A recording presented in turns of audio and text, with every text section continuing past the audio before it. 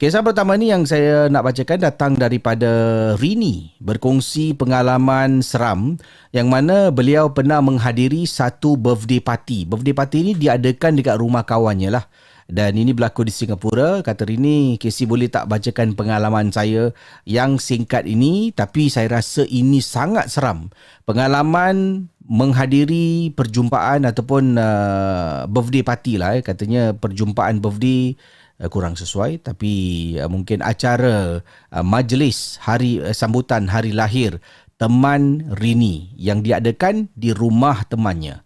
Okey saudara, kata Rini, beliau menghadiri sebuah majlis sambutan hari lahir teman rapatnya yang bernama Sunita. Sunita ni adalah seorang kawan yang berbangsa India. Rini adalah seseorang yang berbangsa Melayu. Jadi Rini dengan Sunita ni memang kawan rapat. Saya sangat-sangat rapat sejak kami berkawan sejak sekolah menengah.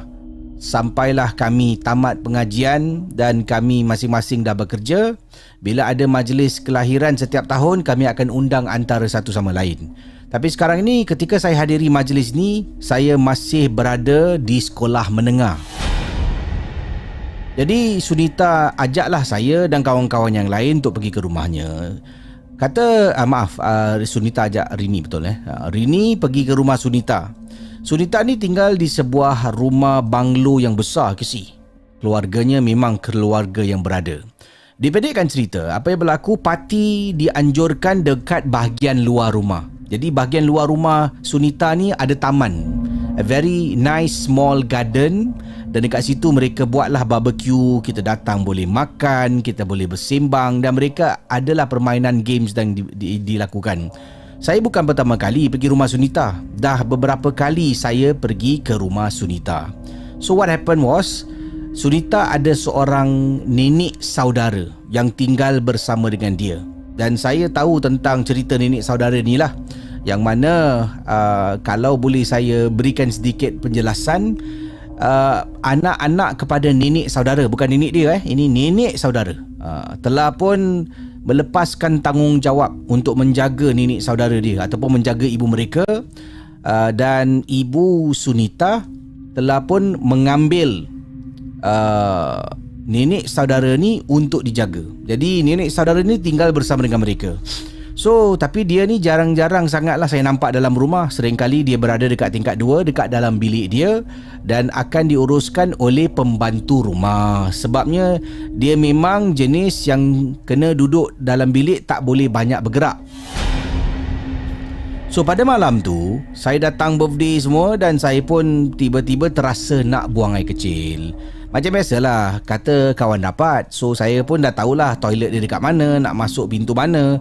Saya cuma cakap dekat kawan saya, saya panggil dia Ita, aku pergi toilet kejap Dia kata pergilah. Dia cakap dalam bahasa Inggeris lah. So saya pun pergilah ke tandas, masuk dalam rumah dia. Bila masuk dalam rumah dia, saya ternampak nenek saudara dia tengah berdiri dekat tangga di tingkat 2 nenek saudara pada Sunita sedang berdiri dekat tangga tingkat 2. Kemudian saya tengok dia, saya panggil, "Nenek, how are you?" Kemudian dia hanya tengok saya. Nenek dia memang macam tu kalau kadang-kadang saya tegur dia pun tak ada reaction. Dan Sunita pernah beritahulah, lain kali tak payah layan pun, sebab dia memang tak kenal orang dan dia dah macam dalam tahap nyanyuk. So saya pun jalan pergi toilet. So bila dekat toilet saya dengar bunyi tuk tuk tuk tuk, bunyi orang ketuk pintu. So saya ingatkan ada kawan-kawan ke ahli keluarga yang nak masuk toilet. Saya kata kejap. So saya pun cepat-cepatlah bersihkan diri. Tengah nak bersihkan diri, tuk tuk tuk tuk tuk tuk, dia ketuk lagi. Sekejap ya. Dan Casey akhirnya kali ketiga, tuk tuk tuk tuk, dalam hati, tak sabar betul lah. Bikin orang kelam kabut. Saya pun pergilah dekat pintu. Buka pintu, cakap. Saya buka pintu, alangkah terperanjatnya, dekat luar toilet tu tak ada orang tadi bukan main lagi ketuk berkali-kali, sekarang tak ada pula.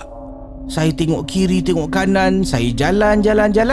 Saya ternampak nenek dia tengah berdiri dekat tangga. Saya tengok nenek dia, takkan nenek dia turun tangga sorang-sorang pergi ketuk pintu toilet, kan? So saya pun macam siapa ketuk pintu toilet tadi? Banyak kali tau. Kemudian Casey, saya baru nak jalan-jalan, alamak, saya terlupalah pula. Tadi saya adalah betulkan saya punya tudung. Kemudian ketika tengah tergopoh gapah sebab dengar orang ketuk pintu berkali-kali, saya lupa nak letak pin dekat beberapa bahagian tudung saya ni. Saya pun patah balik toilet. Bila patah balik toilet, saya masuk dalam gunakan cermin tak tutup pintu. So saya pun ambil lah tadi pin-pin yang saya pakai tu, saya cucuk balik, cantikkan tudung. Kemudian saya keluar. Bila nak keluar dari toilet, alangkah terperanjatnya saya ternampak nenek dia tengah berdiri depan pintu. Casey, nenek saudara Ita ataupun Sunita sedang berdiri depan pintu toilet. Saya pusing keluar toilet, ternampak dia tengah berdiri betul-betul dekat tepi tembok tu. Astagfirullah. Nenek. Dia cakap dalam bahasa Inggeris lah. Nenek, terperanjat saya. Kemudian nenek tu hanya berdiri dan tengok. So saya jalan. Macam mana nenek ni boleh turun sorang-sorang tangga kan? Sebab perlu ada pembantu untuk tolong. So saya pun mungkin dia dah kuat agaknya, ataupun tadi ada pembantu rumah turun dengan dia. So saya pun pergi depan. Kemudian Sunita nampak, lama betul pergi toilet. Saya pun cakap, tak adalah, tadi aku dah keluar. Lupa pula aku nak sarung tudung betul-betul. Sebab tadi time aku tengah gunakan toilet, ada orang ketuk pintu berkali-kali. Aku tengok tak ada orang. Sunita pun cakap, ya ke? Betul. Tadi aku nampak tau nenek saudara kau kat toilet. Kau punya pembantu rumah aku tak nampak. Kau pergilah suruh pembantu rumah kau tengok nenek saudara kau tu. Takut-takut kalau dia jatuh toilet, aku rasa dia yang ketuk pintu toilet aku. Kemudian Sunita pun jadi marah ke si, sebab nenek saudara dia turun bawah seorang-seorang kan. Dan Sunita kata okey, kejap. Sunita pun masuk dalam lah. Saya pun tengah parti dengan kawan kan, tengah joget-joget kan. Kalau parti selalu joget lagu apa tengah joget-joget, makan, ketawa-ketawa dengan kawan-kawan. And then beberapa minit kemudian Sunita turun bawah. Sunita turun bawah kata, Rina. Salah Rina pula. Rini, tadi kau cakap kau nampak nenek aku kat bawah. Tadi aku keluar toilet, terperanjat aku. Tapi tadi aku naik atas, aku tanya aku punya pembantu rumah. Pembantu rumah aku kata tak ada, nenek masih kat atas, tengah tidur lagi. Masa tu Casey, saya dah macam, siapa yang aku nampak Saya memang kenal Casey, keluarga dia. Takkan saya salah orang. Betul lah, aku nampak nenek saudara kau. Dia diri kat depan toilet tadi. First aku nampak dia dekat tangga. Dah tu aku lupa, aku turun masuk toilet balik, betulkan tudung. Aku nampak dekat luar. Takkan aku salah. Kemudian dia kata, aku baru tadi naik atas.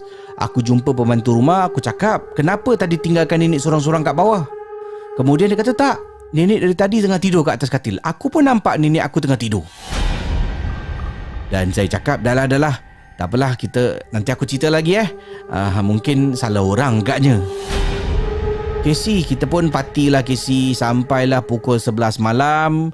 Kawan-kawan semua dah balik. Saya pun tolonglah Sunita ni kemas rumah sikit. Buat tu buat ni. Dan Casey, Sunita masih on the topic.